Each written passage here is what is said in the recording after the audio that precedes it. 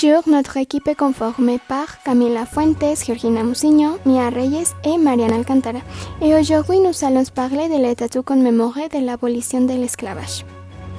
La statue est une représentation d'un homme noir qui est enchaîné et il est enlacé par une femme de la même couleur.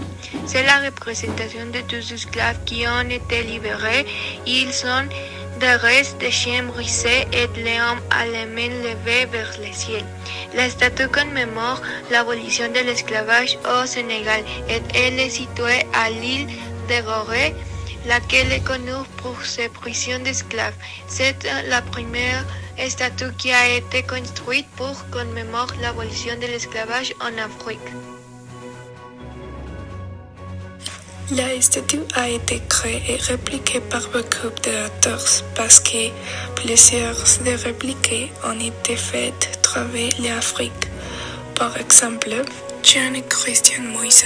Il n'y a pas une date précise de la création originelle, mais elle a été inaugurée en 2002. Les dimensions sont 5,2 mètres de haut et les matériaux utilisés étaient bronze. C'est une statue très importante pour l'histoire de l'Afrique en général de l'humanité, parce que l'esclavage était un problème qui s'est passé pendant beaucoup de temps. L'abolition de l'esclavage était un fait important que les Nations Unies ont nommé cette statue et la maison des esclaves qui est sur la même île comme site du patrimoine mondial en 1977. L'histoire de l'île est incertaine, mais il existe des informations qui estiment que plus de 60 000 esclaves se sont échappés de l'île lors de leur libération. En 1776, l'île était contrôlée par les Néerlandais et en 1817, elle est passée au monde français.